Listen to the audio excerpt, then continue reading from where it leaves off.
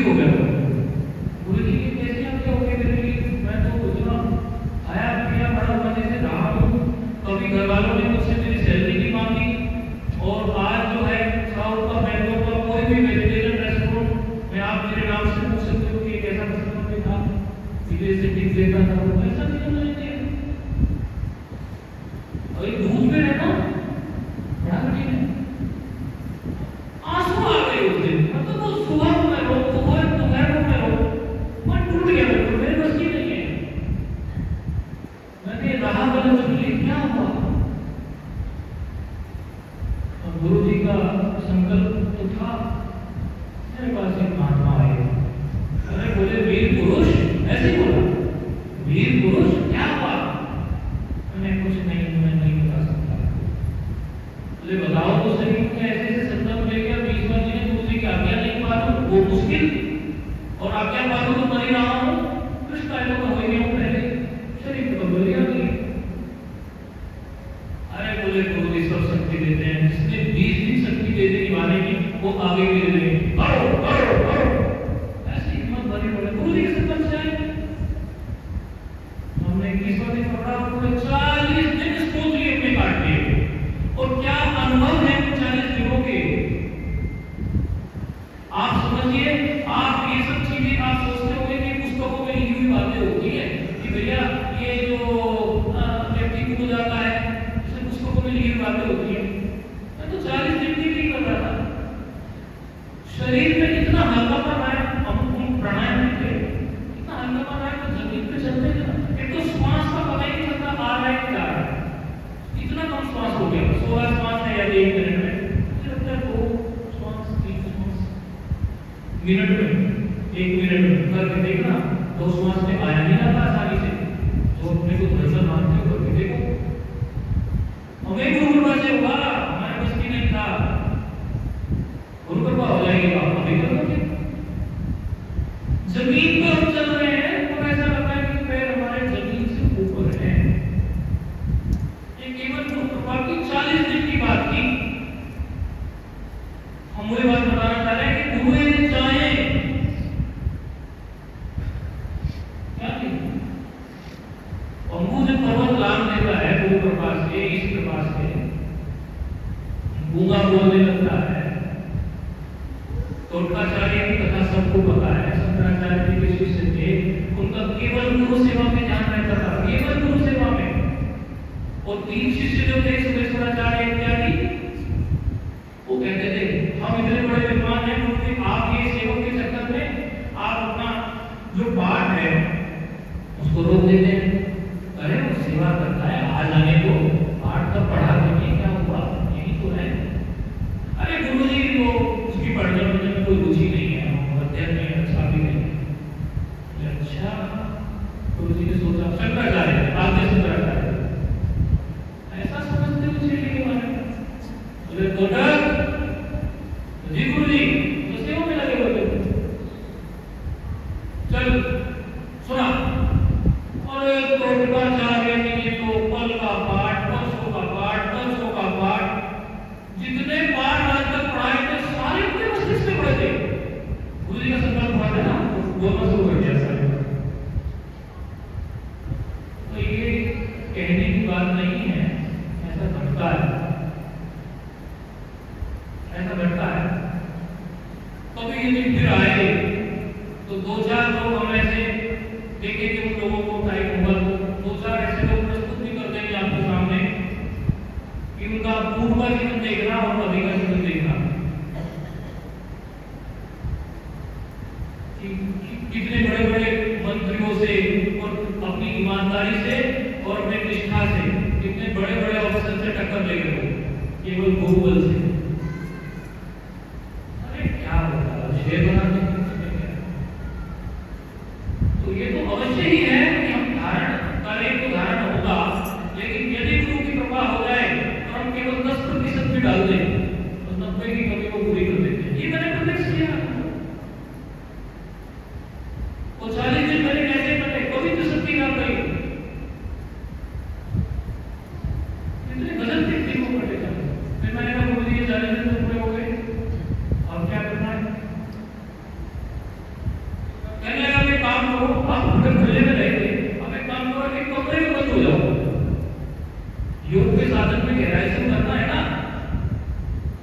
तो बोले बंदा ना बंदे की जात, मनुष्य का शरीर भी आपको मनुष्य के दर्शन भी ना हो, ऐसी कोई व्यवस्था करो। नर्मदा किनारे कुटिया मिल गई, वहां के जो नर्मदा किनारे जो आश्रम के मैनेजर थे, उन्होंने कहा देखो महाराज, हमारे कमरे में आप एक बॉक्स लगा दीजिए जिसमें दरवाजा बाहर से खुलता हो, अंदर से विंडो में एक बॉक्स लगा दीजिए। आप हमारा जो दूध वगैरह बनाए उसको बाहर से रखो, अंदर से खोल के ले लीजिए, हम अंदर रहेंगे, किसी से नहीं मिलेंगे। और वो तो क्या अनुभूतियां हैं, उसका तो वर्णन नहीं है।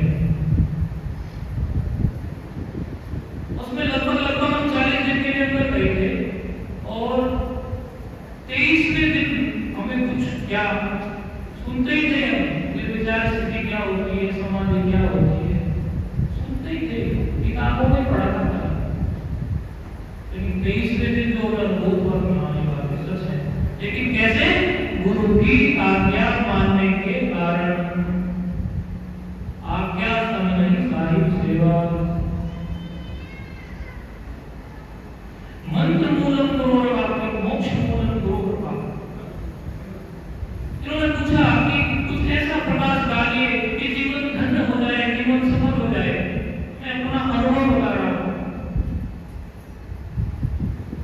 बहुत ही कम ऐसे लोग होते होंगे, हो सकता है मुझे तो कोई सदियों में कोई ऐसा आता होगा जो अपने मन से चल पड़ता है, नहीं तो आज तक हमें कोई नजर नहीं आया तो गुरु की गलती उठा हो, बिना गुरु के गलती।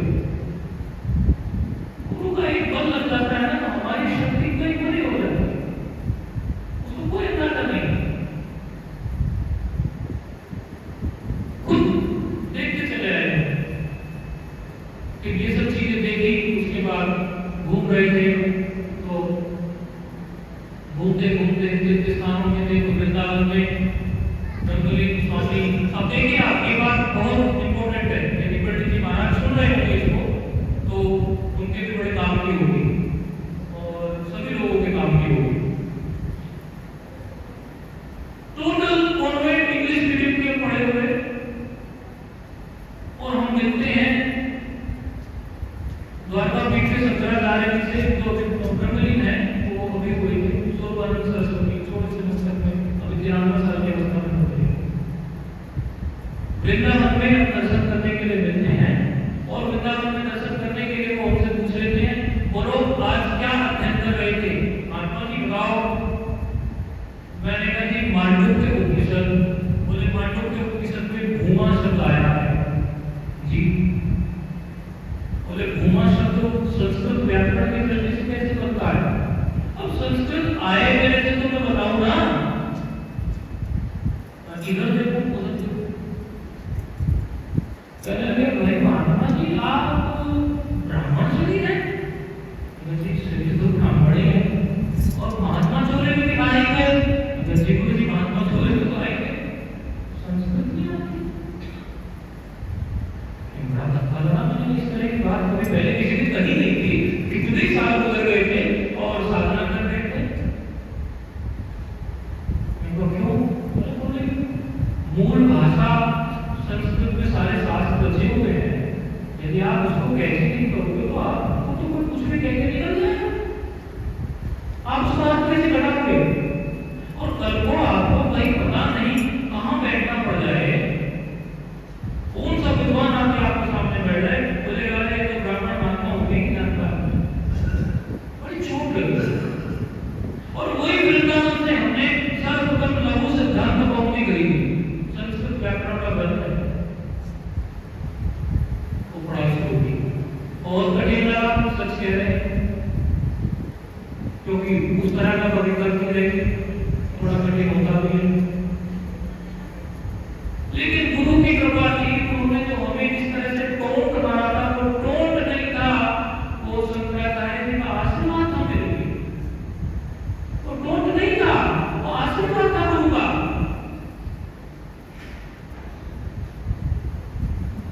ब्राह्मण लोग तो पढ़ते हैं, पढ़ने तो अवश्य ही इन्होंने पंडित जी साहब कभी चर्चा करके पूछना, जब इन्होंने पढ़ी होगी या जो भी सहपाठी रहे होंगे या सब लोग रहे होंगे, लघु सिद्धांत कौमुदी लोग कितने दिन में पूरी करते हैं? पहले उसको पूरी कर नहीं पाता। 2 साल भी लग जाते हैं, 3 भी लग जाते हैं। हमारी पहली आदत थी उसकी लगभग 8 या 9 महीने में पूरी हो गई थी। बाद में उसने थोड़ा और कुछ किया तो 1 साल हुई और इतने अच्छे से पूरी हुई कि तुम्हारा पढ़ने की पड़ेगा तो उसने डायरेक्ट पढ़ाने चालू कर दिया। ये केवल गुरु पढ़ाता है और सभी शास्त्रों का अध्ययन किया। एक इंग्लिश मीडियम का व्यक्ति, एक इंजीनियरिंग बैकग्राउंड का व्यक्ति संस्कृत पढ़ता है, सारे शास्त्रों का फिर से अध्ययन करता है। तब तो ये लगता था गुरुजी पढ़ाई तो छोड़ दिया, जैसे करके अपना फंसा दिया, हमने बिल्कुल फंसा दिया, हंसने लगे। कहने लगे फंसे नहीं हूँ, करना ही पड़ेगा। मैं गुरुजी इतनी सारी किताबें पढ़ के वो डेटा स्ट्रक्चर, अरे क्या क्या सब्जेक्ट पढ़ लिए कंप्यूटर साइंस से, कंप्यूटर बैकग्राउंड के, ये अब किससे पढ़ाई को बुझा दिया आपने? बोले भाई वो पढ़ाई तुमने अपनी नौकरी के लिए की होगी, ये पढ़ाई आपको समाज का मार्गदर्शन और स्वयं की अनुभूति के लिए करनी पड़ेगी। यदि आप जानते हो गुरुजनों की कृपा हो तो आप ये समझिए कि 8 महीने अपने लघु सिद्धांत में पढ़े होगी और 8 महीने के बाद अपने पढ़ाना चालू कर दिया। चाहोगा हमारा कोई यूट्यूब चैनल है जो कोरोना काल में बनाना पड़ा था पढ़ाने के लिए, देख लेना आप, शायद भी देख लेना, मिल जाएगा। न्याय में पढ़ा, न्याय पढ़ा दिया, कठिन समय होता है, न्याय होता है। ये बातें मुझको समझ में आ रही थी, मुझको नहीं आ रही होगी, लेकिन इनके पीछे जो बात है हम लोग कहते हैं, इनके पीछे वो बात है कि मेरे बैकग्राउंड बिल्कुल नहीं थी संस्कृत की। एक इंजीनियर की क्या बैकग्राउंड संस्कृत की, सारे पुस्तकें अंग्रेजी में, संस्कृत पढ़ने की मुझे क्या जरूरत है? और मन में एक था कि साधु संत बन गए, अब तो सारी पढ़ाई छूट गई, पढ़ाई करनी क्या मुझे?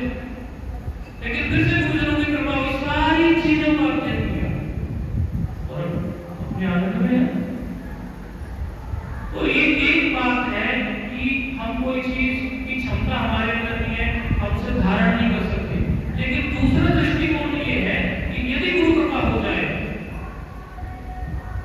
यदि गुरु का संकल्प जुड़ जाए, यदि उनकी शक्ति जुड़ जाए और 10% भी चलने को तैयार, इतना सा हाथ में पकड़ा पकड़ा दो, फिर तो हम ऐसा पकड़ लेंगे कि छोड़ दें। लेकिन हिम्मत तो करो इतना सा पकड़ाने की, गुरुजन इतना सा पकड़ा दो, क्या स्थिति नहीं है गुरुजनों के पास और कैसे लेके आ रहे हैं। पहले हमें हमसे गोबर उपाधि को गाया होगा, फिर हमें उन्होंने भक्ति में गुरु शरण करवा लिया, फिर हमसे ही उन्होंने हमें कमरे में बंद कर दिया कि तुम फिर रहो, पद्मासन बात के बैठे रहो, और बाद में लास्ट में एकदम हमको उपनिषदों के अंदर उतारा, बिल्कुल आखिरी में। वैसे भी क्रम तो यही है, ज्ञान आखिरी में आना चाहिए, पहले खूब भक्ति में सेवा इत्यादि में घिसाई हो जाए व्यक्ति की, तो निकलता नहीं है, या अध्यात्म की अपनी शैली। तो हमने तो अपने जीवन में ये जाना और कि यदि आप वास्तव में किसी विषय में पारंगत होना चाहते हैं, ध्यान में, ज्ञान में, आपको वास्तव में वो जलती हुई अग्नि, वो जलती हुई लोक के आसपास ही रहना पड़ेगा, वरना आपकी जोत जलेगी नहीं। वास्तव में जोत से जोत जलती है।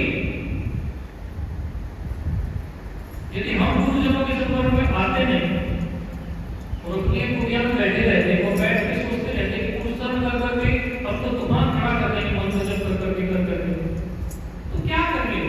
कुछ भी नहीं कर सकते। और आपको बड़ा विश्वास रहता है जीवन में। तो यदि गुरु कृपा हो जाए तो व्यक्ति जैसा मान बताया उसमें चल पड़ेगा।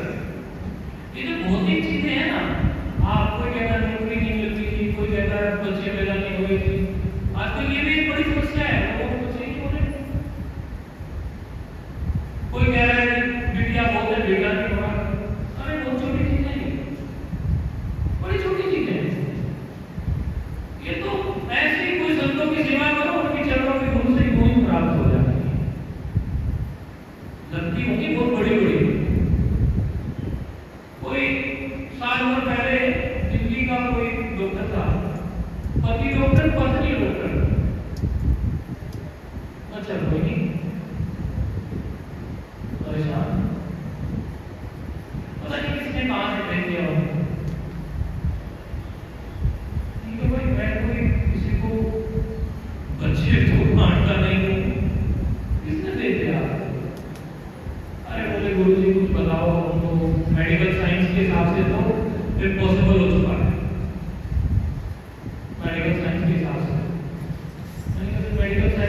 से कुछ कर दिया तो भाई मुझे क्या है, चुप हो गए, क्या करें?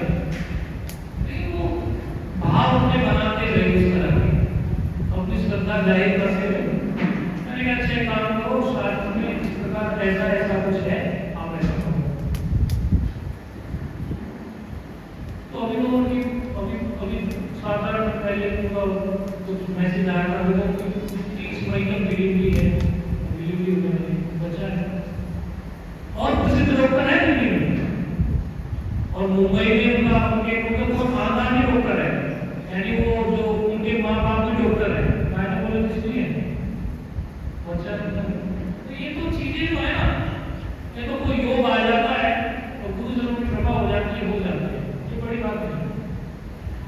बड़ी बात तो ये है कि गुरुजनों की कृपा से जो दुर्लभ कार्य है, जो जन्मों जन्मों से आप कर नहीं पाए हो, वो हो जाए,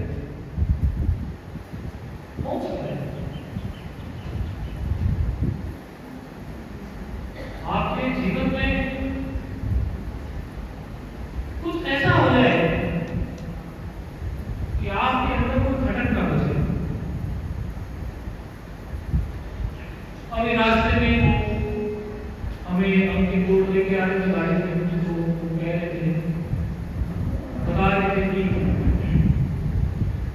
कभी कभी तो बोले वैसे शिव भक्ति करते हैं, लेकिन कभी कभी विष्णु जी की भक्ति याद आ जाती है, कंफ्यूज हो जाते हैं कि हैं तो शिव भक्त, लेकिन विष्णु जी कैसे याद आ गए?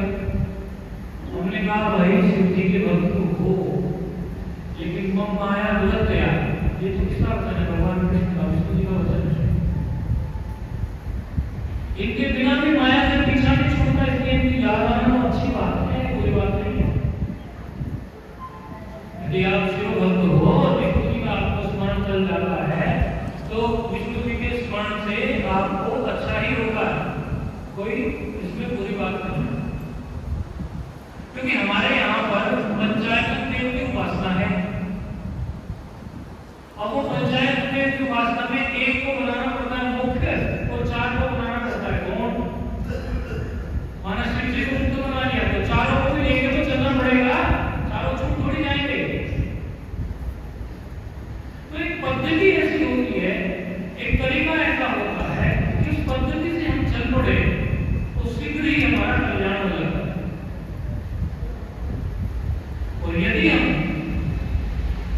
अपने ढंग से चलते रहे तो अपने ढंग से चलने पे तो फिर आप समझो, जो व्यक्ति, अरे भाई आप ये बताओ, आपको कहीं जाना है और वो रास्ता आपको पता नहीं, अनजाना तो देश है और अन मिला दिया है।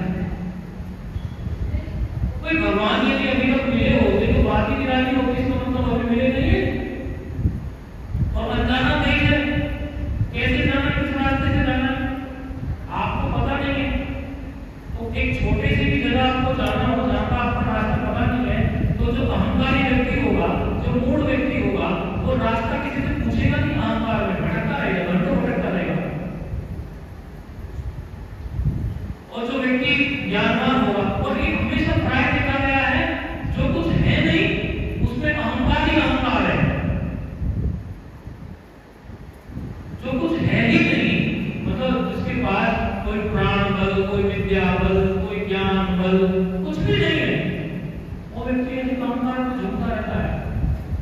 अभी तो ऐसे ही हो रहा, देखते रहते हैं। अभी तो हम महात्मा जगत में देखते हैं, कई महात्माओं को भी तो पता नहीं कहां से लोग छो जाते हैं, महात्मा आजकल झट से महात्मा बनते हैं, कहां से लोग छो गए, कहां से व्यासपीठ पे बैठ गए। और परंपरागत ढंग से आपने गुरुजनों के पास रहे हो, गुरुजनों की सेवा की है, आपने अध्ययन किया है, आपने गुरुजनों के पास समय बिताया है, तब तो आप किसी लायक होगे। आजकल तो फैशन से चल पड़ा है, और परमोपदेश दूसरे को होते हैं, उपदेश तो नहीं। लेकिन ज्योति, वो जो ज्योति की बात करते हैं, अभी तो ज्योति की बात कर ही रहे थे, व्यस्तता आ गई उनको, एक ज्योति देते तो माया लेके खींचे, हमको कोई बात करवा दीजिए, माया लेके खींचे बात इस व्यवस्था में हो गई। भगवान की कृपा हो जाए तो ही तो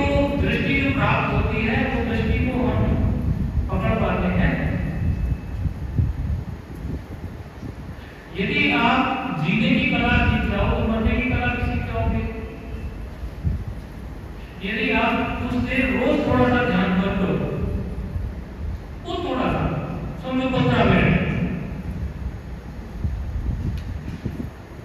क्योंकि पहले दिन थोड़ा कुछ बता दिया, अब दूसरे दिन आपको थोड़ा सा ध्यान की बातें बता के चले जाएंगे। थोड़ा सा ध्यान यदि आप करना जानते हो, आपको आप ये समझो कि जब कहीं से आपके शरीर की स्किन हटती है और उसको हटाते हो तो भी थोड़ा दर्द होता है। तो यदि कच्ची स्किन आपकी कच्ची त्वचा हटाए तो कितना दर्द होगा? ध्यान से सुन लेना, यदि आपकी त्वचा को हटाने लगे तो कितना दर्द होगा? और जो प्राण है वो प्राण सभी केंद्रों में, सभी सेल्स में इतना अंदर तक रचा बसा है प्राण, कि जिस समय वो प्राण छोड़ेगा ना शरीर को, करोड़ों बिच्छू के काटने जैसा दर्द होता है, लेकिन व्यक्ति बोल नहीं पाता। तो मृत्यु की भी कला नहीं पता, वहां भी कष्ट पाते हैं। आप ही सोचो ना, एक एक इंद्री से और एक एक शरीर के नख नख से प्राण निकलता है, और जब एक ही साथ सारा प्राण शरीर से अलग होना शुरू होता है, प्राण वायु, प्राण व्यान पानी, जब वे वायु अलग होनी शुरू होती है, इतना कष्ट होता है। तो यदि मृत्यु ही नहीं सीखी कि मृत्यु कैसे हो, जीवन कैसे जिए, तो मृत्यु भी बहुत बड़ी हो जाती है, जीवन भी बहुत बड़ी हो जाता है। आप शरीर के साथ इतने जुड़ जाते हैं, इतने जुड़ जाते हैं शरीर के साथ में, कि शरीर के साथ की सारी पीड़ाएं होती थोड़ी ही मदद कर रहा है। थोड़ा सा अभ्यास कुछ कर लिया जाए और कुछ ऐसा महसूस कर लिया जाए कि शरीर को इधर रहा है और उसको आराम से देखने बड़े मजे से। अरे भाई, मृत्यु के बाद भी तो ऐसे ही होता है, कोई शरीर अलग पड़ा होता है और शास्त्रीय विधान से वो 3 दिन तक उसको देख रहा है। ये जो 13 दिन का कॉन्सेप्ट है 13वीं का, ये क्यों है कि वो जो सूक्ष्म शरीर वहां से निकला है, वो सूक्ष्म शरीर स्थूल को देख रहा है। और इसीलिए ये विधान है कि जो भी नाते रिश्तेदार हैं उन सबको बुला लीजिए, ताकि वो सूक्ष्म शरीर में यदि ऐसा रहे कोई अटैचमेंट ना, किसी से भी चलो दर्शन हो गए मिल लिए, वो वही होकर देख रहा होता है। तो यदि ऐसा मृत्यु की बात होता है, यदि ऐसा मृत्यु के बाद होता है, तो ऐसा शरीर रहते रहते भी तो कोई ऐसी प्रैक्टिस आ जाए कि हम देख सकें। देखो, कथा कहानियां तो भागवत का ये दोनों 10 मिलेंगे, सुना के चले जाएंगे। कितने आयोजन होते होंगे यहाँ पर, और कितने आते होंगे, सुना के चले जाते होंगे। श्लोक कंठस्थ कर लो, रट के सुनाते हो, काम चलता है, चल रही है ऐसी दुनिया। वो मेरा उद्देश्य नहीं, मैं स्वयं उस उद्देश्य से निकला नहीं घर से, तो मेरा वो उद्देश्य भी नहीं है कि खाली कथा कहानियां सुना के, श्लोक कंठस्थ करके सुना के प्रभावित करे और निकल जाए, मेरा समय व्यर्थ हो जाएगा। और तो मैं आपको किताब दे दूंगा, आप पढ़ लेना। मैं जहां बोल रहा हूं उस धरातल पर, क्योंकि इन्होंने आज ऐसी बात की, कुछ ज्योति हमें मिल जाए, इसीलिए हम उसी तरफ पढ़ रहे हैं। अच्छा है कि आ गए, हम उस तरफ पढ़ रहे हैं, आगे भी सुन के बिल्कुल हम उसी तरफ पढ़ रहे हैं।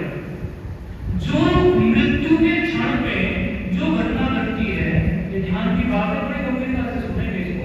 आज थोड़ा गंभीर सत्संग है, कथा कहानियां तो चलती रहती है, कथा कहानियां तो खत्म नहीं होती। मन करे तो किसी की भी यूट्यूब पर सुन लें, हम तो कुछ अनुभूति की बात बता सकते हैं। मृत्यु के समय पर सूक्ष्म शरीर स्थूल शरीर को देखता है। मृत्यु के बाद क्या ऐसी कोई प्रैक्टिस नहीं होती कि स्थूल शरीर को हम जीते जी देख सके, अलग हटके उससे? शरीर पड़ा है और आप इसको सूक्ष्म माध्यम से अलग से देख रहे हो, शरीर हिल रहा है, बैठ रहा है, उठ रहा है, आप इससे बिल्कुल अलग होकर इसको देखोगे। सोचो यदि ऐसा आपको अभ्यास हो जाए तो आपको चाहे कोई सुई चुभो दे और आपका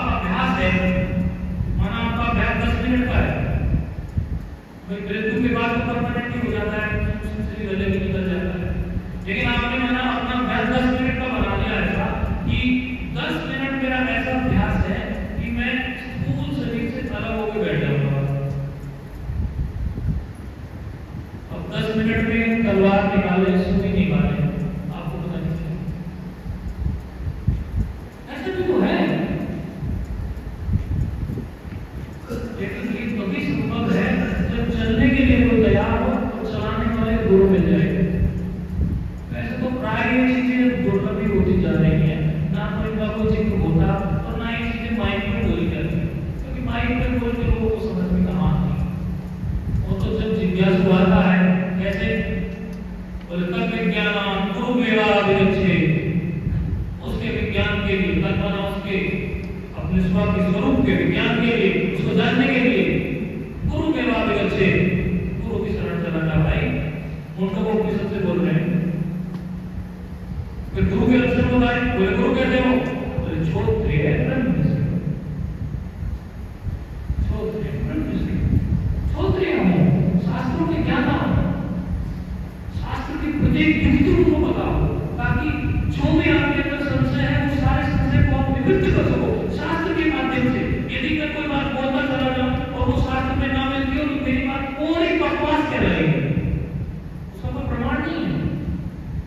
भले मैं अनुभूति से बोलूं, लेकिन वो अनुभूति यदि शास्त्र से मैच नहीं करती वो किसी काम की नहीं, क्योंकि पहले ही सब शास्त्र में रचा जा चुका है। हमने देखा कि नहीं देखा कि हमारे को होता और ब्रह्मनिष्ठ हो, ब्रह्म की निष्ठा ये सदा ब्रह्मनिष्ठा,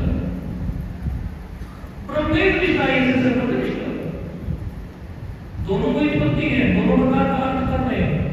ब्रह्मणी निष्ठा ये सदा ब्रह्मनिष्ठा, ब्रह्म में ही किसकी निष्ठा हो केवल एक ब्रह्म मृत्यु नास्ति, एक ब्रह्म मृत्यु नास्ति, एक भरोसा एक आशा एक विश्वास, ऐसी जिसकी प्रज्ञा हो उसको ब्रह्मनिष्ठ कहेंगे। और दूसरा अर्थ करेंगे ब्रह्मनिष्ठ शब्द का तो ब्रह्मेव निष्ठा है, ब्रह्म के जैसी चीज ब्रह्म ही निष्ठा है, वो ब्रह्म ही देखता है, ब्रह्म ही सब जगह सर्वत्र हासिल होता है।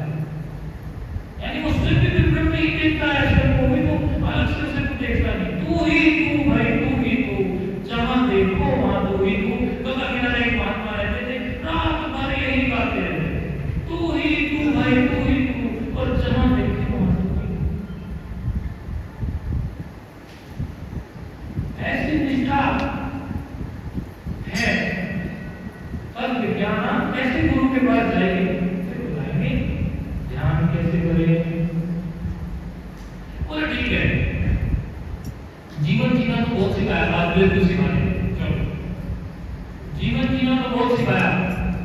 आज की 5 मिनट की बात उन लोगों के लिए, उन लोगों में हम भी हो सकते हैं।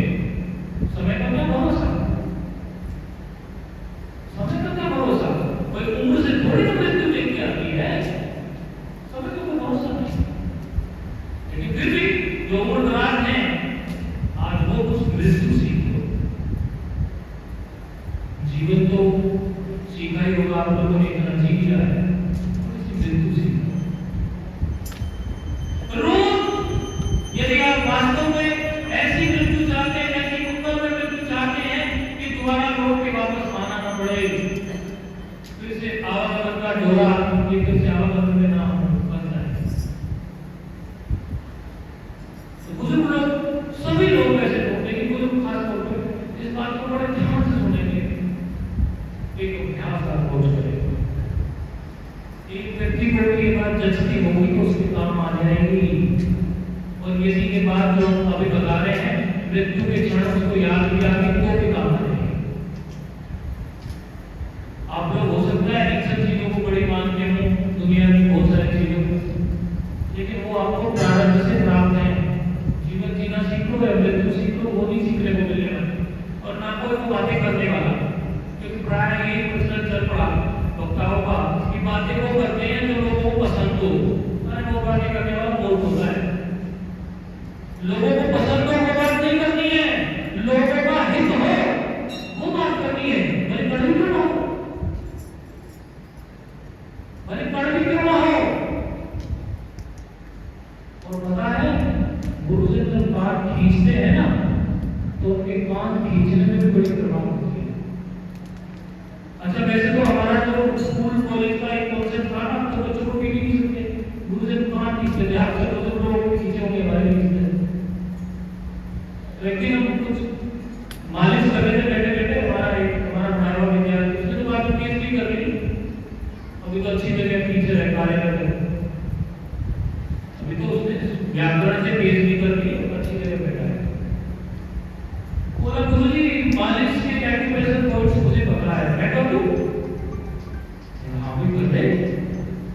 तो उसने हमारी मालिश की और इतने अच्छे उसको कोर्स बता दिए, पारंगत था, एक्सपर्ट था। उसने देखो यहाँ से दबा रहा हूँ क्या हो रहा है, तुरंत भी पता चला। यहाँ से दबा रहा हूँ क्या हो रहा है, यहाँ से दबा रहा हूँ, सुन हो गया दिमाग, हाँ हो गया। यहाँ से दबा रहा हूँ गुरुजी के, यहाँ से यहाँ से यहाँ से। गुरुजी पहले तो हमारे गुरुजन कान पकड़ के खींचते थे ना, क्योंकि बच्चे की बुद्धि में कोई बात भर नहीं लगी होती थी, इसका मतलब उसका जो दिमाग था वो कभी ठीक से एक्टिवेट नहीं है, तो वो एक कान पकड़ के खींच लेते थे।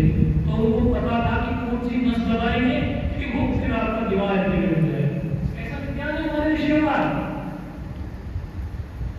कैसा क्या है हमारे विषय का। आज सुबह कुछ बच्चे आए थे, दूसरे के कुछ विद्यार्थी को सिखाएंगे, कुछ प्राणायाम उनको बताए थे, ये प्राणायाम इस प्रकार के करो। और जितने बच्चे आपके क्लास में हैं उनसे यदि आप आगे ना निकल जाओ तो बोलना कितने बहुत है, तो लेने वाला हो तो देने वाले भी हो, जाओ कि कोई पति नहीं है। तो आज थोड़ी मृत्यु सीख लो।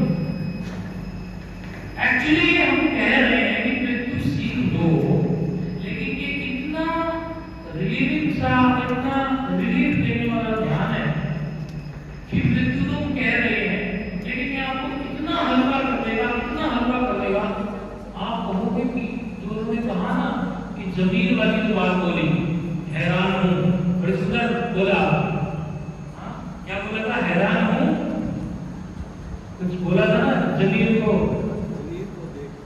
को देखकर कुछ ऐसा हो जाए तो हैरान ना हो। तो वास्तव में इतना हल्का आप हो जाओगे, इतना हल्का आप हो जाओगे, आपको लगेगा अभी तो जीवन जी कैसे रहे, क्या करना है, बहुत छोटा सा प्रयोग। और बुजुर्ग लोग को मेरी बुजुर्गों से ये तो हाथ जोड़ के प्रार्थना है कि आप लोग अवश्य कर लेना, तो बड़े मजे से जाओगे हंसते हंसते। आपके मित्र मित्राणी जो माताओं की और दोस्त भाई होंगे, शरीर छोटे को देखा होगा, वो कैसे गए और आप कैसे जाओगे। बस कुछ नहीं करना, जब आपके पास दिन भर में कोई जिम्मेदारी ना हो, अब ध्यान से सुन लो, दिन भर में एक समय ऐसा आता है कि हमारे पास कोई काम नहीं है, खाली है, 15 मिनट 20 मिनट, ऐसा कोई समय जरूर आएगा, वो समय शुरू करो, 15 मिनट से प्रैक्टिस शुरू करो, केवल 15 मिनट सीधे लेट जाओ। ध्यान रखें कोई मोबाइल फोन नहीं रखना, कोई घंटी उस समय नहीं बजे, वो टाइम ऐसा हो जिस टाइम आपको डिस्टर्ब करने वाला ना हो, अन्यथा आप ध्यान में लगे हो डिस्टर्ब ना दे, फिर बात नहीं बनेगी। सभी के लिए है जो जीवन में हल्कापन लाना चाहता है, आओ तुम्हें मृत्यु सिखाता हूं। अरे शरीर की मृत्यु हो जाए आप तो सदा जीते हैं, शरीर नहीं था तब भी आपने, शरीर नहीं रहेगा तब भी आप हो, आप ऐसे चेतन रत्न हो। शरीर का क्या है, शरीर तो पता नहीं आपने कितने बदल दिए, शरीरों को सत्ता देने वाले आप, कोई और नहीं है, आप ही हो। यदि गुरु से उपदेश करते हैं तब तो न सिर्फ वो बात समझ में आती है, वर्षों की तपस्या हो तो गुरु उपदेश करते हैं। चलो उतनी बात समझ में ना भी आए तो जितनी बात समझ लो, सीधे ले जाओ, 15 मिनट का समय हो, सीधे लेकर आप सोचो कि ये शरीर अब मैं छोड़ रहा हूं। इससे पहले कि मृत्यु, इससे पहले कि प्रकृति आपके शरीर को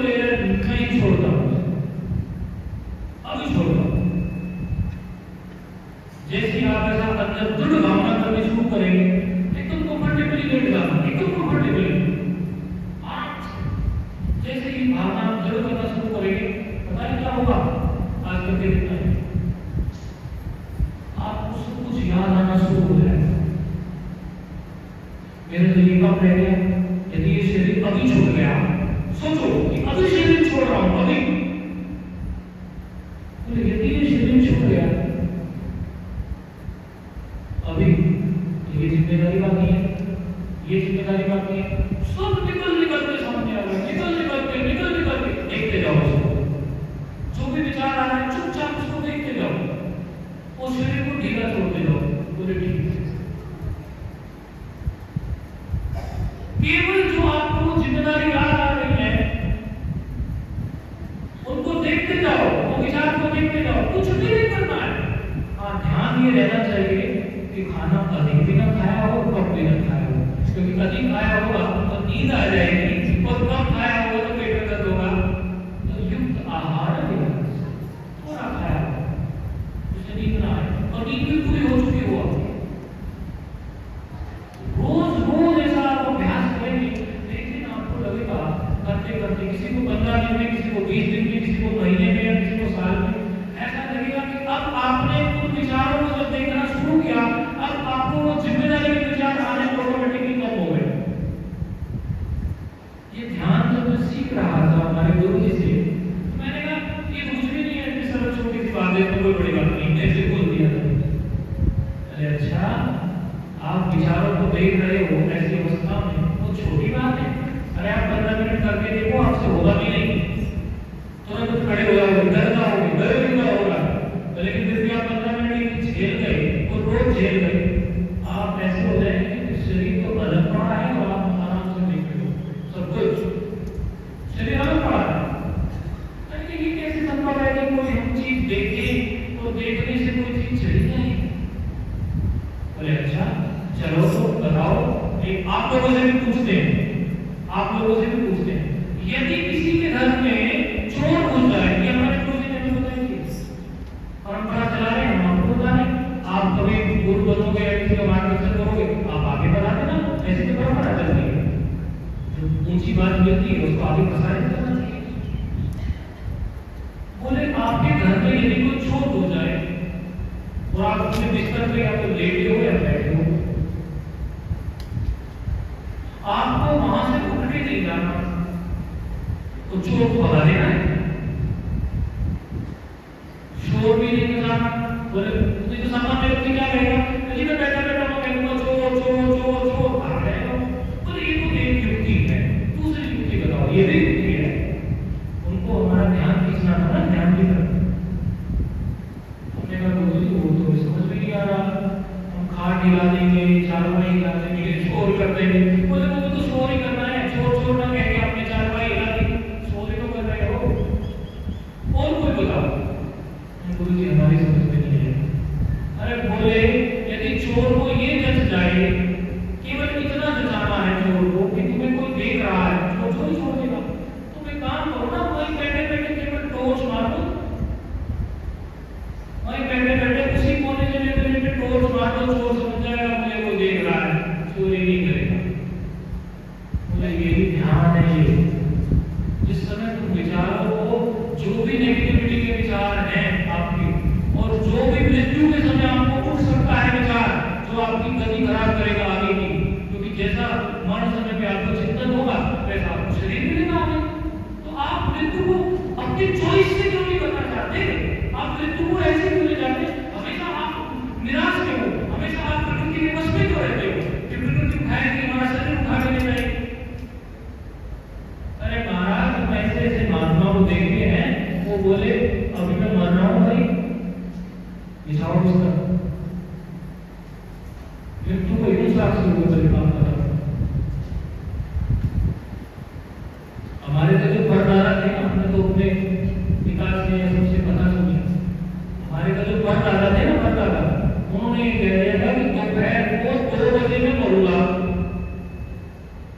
और भाई अपना काम निपटा लो, सब इकट्ठे हो जाओ। अरे बोले बाबा जी बेवकूफ हो गए, दोपहर को 2 बजे मर जाओगे, पंडित राजा राम तुम्हारे सरदार जी का 2 बजे मर जाओगे आप, ऐसे होता है?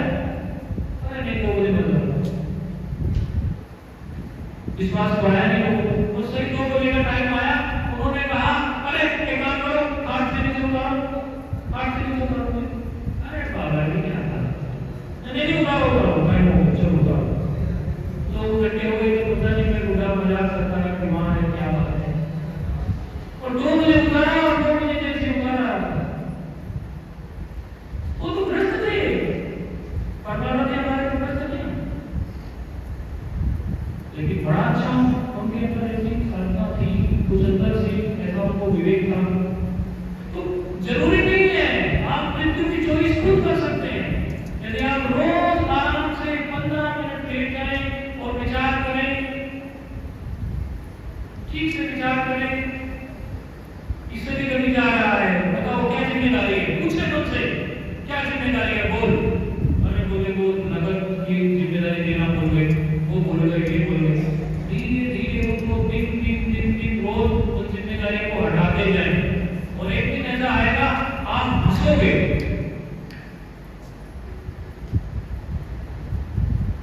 एक दिन हमने सतगुरु जी की वासुदेव है ना, इनसे कहीं कुछ चर्चा हुई। जानते हो सतगुरु फेमस है, सतगुरु जी की वासुदेव का नाम सुना हो, दक्षिण में बहुत बड़ा है, बड़े प्रसिद्ध है। बिल्कुल यही चर्चा हुई। वो कहने लगे कि मैं पिछले जन्म में सपेरा था, खुद बोले पिछले जन्म में मैं सपेरा था, एक नंबर का सपेरा। सांप किसी भी क्वालिटी का हो मैं नहीं करता होता, लेकिन मेरी गांव में किसी से विवाद हो गया था, तो उन लोगों ने मुझे सजा दी और मेरे ऊपर सांप भी छोड़ दी। उन्होंने मुझे सजा में मेरे ऊपर सांप भी छोड़ दिए। ये सतगुरु जी की वासुदेव, अब यूट्यूब में सर्च कर लेना, मुझे ये बात नहीं। अगर वो कितनी सच कितनी झूठ इतना तो हम दावा नहीं करते, लेकिन उन्होंने कहा विश्वास करते हैं, क्योंकि हमें उसमें से सीख लेनी है, हमें झूठ और सच में नहीं करना है। बोले मैंने अपने मन को ये कहा कि भाई जीवन आप मेरा ले सकते हो, मृत्यु मेरी आ सकती है, लेकिन होश हवास में मैं मृत्यु ले सकता हूं, ये मेरा काम है। मैंने साधना कर ली है, आप मेरे जीवन की लीला खत्म कर सकते हैं, मुझे मार सकते हैं, लेकिन मृत्यु को मैं अपने ढंग से देख लूं, होश और हवास से, इतनी साधना तो मैंने कर ली। तो ये कोई साधारण बात नहीं है, ये कोई साधारण बात नहीं है। तो ज्योति यही है आज की। करनाल वालों का विश्वास हम करते हैं, हमें कहा उन्होंने कि आप करनाल वालों का विश्वास कीजिए, करनाल वालों का विश्वास करते हैं, और ज्योति यही है आज की कि अपने को लाइक करो, जो चीजें कल छोटी है छोड़ो। आज तो मेरे को 60-70 के पार चले गए, तो कोशिश करेंगे, बेटी देख ली, बेटा देख लिया, पोता देख लिया, पोती देख ली, अरे क्या देखना बाकी रह गया भाई, उसे बहुत बैठे हैं आज से बोल रहे हैं सर्कल से, क्या देखना बाकी रह गया। रोज छोड़ दो शरीर, दिन में 2 बार छोड़ दो, 15-15 मिनट, बोले जा भाई जा। और एक दिन वो प्राण निकलने का समय आएगा, आप लोग तो तैयार बैठे हैं, मुझे इलाज नहीं कर रहे, बोले जा मरने से जग मरे डर जग डरे और मोहर को आदत, और कब मरी कब नहीं है कौन करना नहीं करता, मैं मृत्यु से नहीं करता। और भाई दुनिया में मृत्यु का भय सबसे बड़ा भय है, धन का भय भी इतना बड़ा नहीं है कि धन चला गया, पर आदमी मृत्यु से डरता है, सबसे बड़ा डर है। और इसका मृत्यु का भय निकल गया, इसने गुरुजनों के बताई हुई युक्ति में तो चल पड़ा। आज तो समय भी नहीं है, ऐसा माहौल भी नहीं है, नहीं तो कुछ ऐसा ध्यान करा दिया जा सकता है कि आपको किसी को प्रत्यक्ष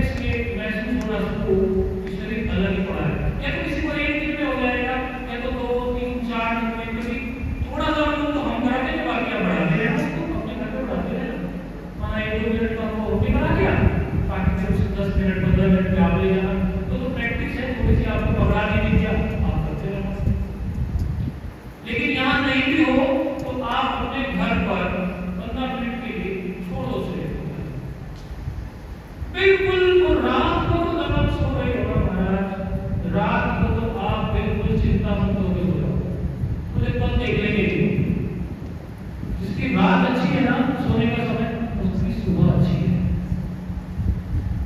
ये तो कि साधना में वो बातें जो आप उसमें करके आ सकते हो। और यदि ऐसा करने में सक्सेस नहीं हो तो जीवन को फिर साधनामय बनाने के लिए सेवामय जीवन जियो, संतों की सेवा में लगो, या जो ऐसा कर सकते हैं संत जिनमें ऐसी ताकत है उनकी सेवा करो। अरे कोई तो लहर, कोई तो हवा को छू के आ रही है तो हमें भी ऐसा बना देगी, फिर क्यों नहीं बना देगी? फिर ऐसा ही जीवन जो परोपकारी जीवन जो अब ये आयोजन हुआ, सभी लोगों ने अपने अपने ढंग से सेवा की। ब्राह्मण देवता मंदिर में इतनी अच्छी व्यवस्था है, सारी चीज व्यासपीठ की सुंदर बना रखी है, यहाँ की कमेटी और हमारे जो बंधु बैठे हैं साथ देते हैं तो आनंद और बढ़ जाता है। तो हमारे बुजुर्ग बैठे हैं इतने मीठे और भावनात्मक वचन है कि वो हृदय खोलने को छूते हैं, इतने मीठे हैं और भावनात्मक है, मतलब ऊपरी नहीं है। एक तो ऊपरी होता है, एक होता है ना कि अब कितने सारे संत आते हैं तो आए लोगों को कुछ ना कुछ तो घर रह के बोलना ही पड़ता है। तो इतनी तो बात हम भी कैच करते हैं कि कौन अंदर से कैसे भावना से बोल रहा है, कौन खाली बल्लेबाजी कर रहा है, उतना तो हमने भी 2 दिन में जज कर लिया। अब प्रेम और भावना से तो ये जो इस तरह का आयोजन कराया, किसी ने इनिशिएट किया, माना कि बोर्ड जी ने इनिशिएट किया, इनके निवास का उन्होंने कुछ निवास अपना बनाया और उसके लिए उन्होंने सोचा कि सत्संग करा ले महाराज जी का। ये सब आयोजन अपने अपने ढंग से व्यवस्थित सब लोगों को साथ में लेकर सभी लोगों के सहयोग से, किसी एक व्यक्ति की बस्ती नहीं है। अरे ईश्वर की कृपा हो, गुरु की कृपा हो और सभी लोगों का सहयोग हो तो आयोजन हो पाते हैं। सभी लोगों ने सहयोग किया। हम तो आते हैं, आप बैठ गए, आके आप लोगों को 2 बात बताते हैं कि हमसे पहले का जरा भी रिश्ता होगा, कोई माला भी आती होगी, ब्राह्मण देवता अनेकों लोगों को फोन भी करते होंगे कि भाई महाराज जी आ रहे हैं, वहां कुछ कथा सुनिए, कुछ सत्संग सुनिए। ये लोग भी समय से आके बैठते होंगे, हमारे बुजुर्ग भी आते ही हैं, सारे लोग आते हैं। यदि ये सब सहयोग ना हो तो ऐसा संभव नहीं था। उतना सुंदर ये आयोजन हुआ तो वास्तव में करनाल की छाप तो हमारे हृदय में रही है। करनाल वालों के अंदर विश्वास हो गया, इसलिए आप ये 15 मिनट का ध्यान रहे हो। यदि नहीं कर पाए तो अपने जीवन को कुछ ऐसी प्रार्थनाओं से भर दो, कुछ ऐसी प्रार्थनाओं से भर दो कि बिल्कुल हमने बोला था ना नमन कर दिया, हमने बोला ना नमन शब्द और नमन शब्द दोनों संस्कृत की एक रूट वर्ड होता है, धातु बोलते हैं उसको, नम धातु वो रूट वर्ड है। उस नम धातु से ही नमक भी बनता है, कुछ प्रीफिक्स पोस्टफिक्स लगा के प्रत्यय बोल देते संस्कृत में उनको। नम धातु में अच प्रत्यय कर दिया, नम धातु में लिप प्रत्यय करके अच कर दिया, लिप प्रत्यय करके अन कर दिया। तो नमक भी और नमन भी, नम में जब अन करते हैं लिप को अन को नमन बनता है, और जब अप प्रत्यय हो जाता है लिप को अप तो नमक बनता है। ये वो आपको नाम का एक्सेप्ट होता है व्याकरण, आपको जानने की जरूरत है। तो 2-4 लोग यहाँ बैठे हुए हैं, उनके लिए बोल दिया, भूल गए। दोनों का काम एक ही है। कल भी कही थी ये बात, दोहराया हूं, नमन और नमक दोनों ही बताते हैं। नमक अहंकार को बताता है। आज कुछ नए लोग आए, मैं सोचा कल का थोड़ा सा देखूंगा उनको तो उनको रेल का भी मिल जाए। आज कुछ नए लोग नहीं। नमन और नमक शब्द दोनों का काम गलाना ही है। तो वो अहंकार के गले हुए जो भाव आते हैं प्रार्थना में, तो ऐसा पिला के खड़ा कर देते हैं कि हमारा जीवन जो है ऐसा हल्का हो जाता है, ऐसा हल्का हो जाता है कि दुनिया क्या चल रही है, कैसे चल रही है। तो एक प्रार्थना कल दोहराई थी, आज भी दोहराते हैं, हम एक चर्चा हमें दे दो। और कल कुछ लोगों को आप लोगों ने बांटा था, हम लोगों के पास होगा, तो यदि वो लोग भूल गए होंगे तो अभी डिस्ट्रीब्यूट कर दो फटाफट। और यदि किसी जैसे कम है तो 1-2 लोग, जैसे 2 लोग आपस में देख लेंगे, है ना, ऐसा होता है, तो उसका पाठ थोड़ा करेंगे। और ये प्रार्थना जो है, ये प्रार्थना आपके लिए है, हमारे लिए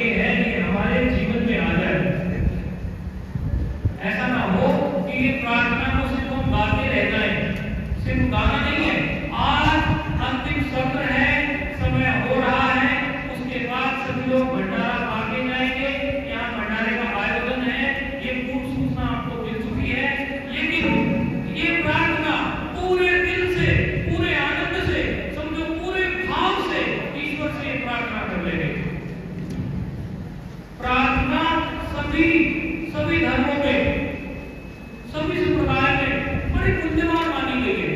इसको कोई नहीं निभाता। सबके मतभेद हो सकते हैं, संप्रदाय के नियम अलग हो सकते हैं, लेकिन प्रार्थना कोई नहीं बना सकता। उस प्रार्थना को पूरे हृदय से करने की गुंजाइश कर लेंगे। हे प्रभु आनंद दा,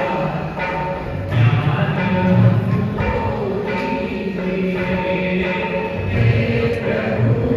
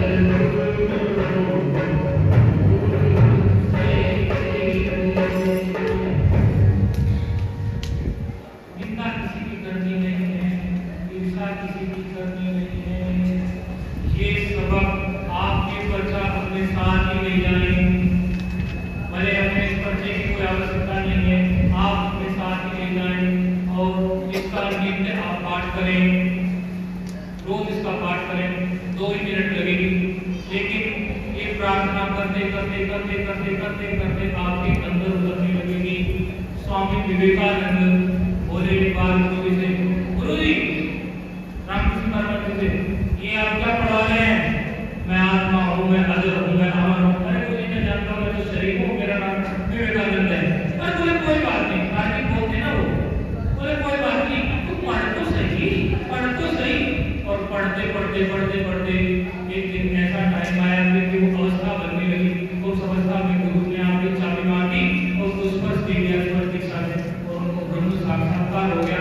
तो ये आपको पढ़ते पढ़ते पढ़ते पढ़ते, ये प्रार्थना करते करते करते करते ये सारे वचन आपके जीवन में उतर जाएंगे। आयोजन में बहुत सुंदरता रही। तो पुनः पुनः सभी को बहुत साधुवाद, आभार। और सत्संग से बड़ा पुण्य जो है, बस 1 मिनट की छोटी सी बात सत्संग की बता देता हूँ जो हमारी आंखों देखी है। सूरत के पास एक छोटी सी जगह पे एक गांव में सत्संग रखवा दिया हमारे गुरु भाई का, भागवत की कथा सत्संग उन्होंने रखवाया। उन्होंने बोला कि सारे पानी लोग थे, बिजनेसमैन लोग थे, बोले सुबह नहीं बैठ सकते, ऐसा करो कथा अलग स्टाइल में चलाओ, शाम को 7 बजे से रात को 11 बजे तक, अगले दिन दुकान खोलेगी। और रोज कथा शाम को 7 बजे से 11 बजे तक चलती थी। और गजब की बात ये हुई, वो भी पूरे ऐसे निकले कि बिल्कुल फ्री में सारा कथा करा नहीं गया। सत्संग का जो आयोजन था वो भी संसार भर के पास रख दिया, बिल्कुल और गजब की बात यह हुई कि 7वां दिन आया और 7 में ट्यूबवेल ऑपरेटर बिजनेस करके दे दिया। बोले महाराज बहुत समय से ये जो पीपल का पेड़ था, बड़े समय से यहाँ लोग गुजरते थे तो कुछ ना कुछ उनको एबनॉर्मल प्रतीत होता था, बस ये नहीं करता है। सत्संग का कितना पुण्य है, जिन लोगों ने यहाँ सत्संग कराया उनकी कई पीढ़ियां कर जाता है, आगे के ऊपर के आगे आने वाली अनेकों कथाएं भरी हुई बात। तो आप सब लोगों ने सत्संग में जिन्होंने सहयोग किया, आप लोग आके सुने, ये बहुत बड़ा सहयोग है। ये भी आप लोग घर से निकल के आए, आके आपने सत्संग सुना, ये भी सहयोग है। जिन्होंने आयोजन कराया वो तो सहयोग है, उनको तो बहुत बहुत बहुत धन्यवाद है। तो सत्संग का बड़ा सुंदर आयोजन यहाँ हुआ, सभी का आभार है। और यहाँ हमें तो उस समय मिले न मिले हम तो नहीं कहेंगे, लेकिन सत्संग के आयोजन होते रहे, होते रहे, और जीवन में सत्संग ही सार है, बाकी सब बेकार है।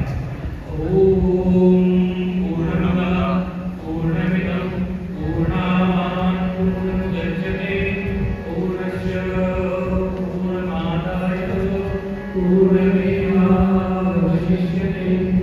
ओम शांति शांति शांति।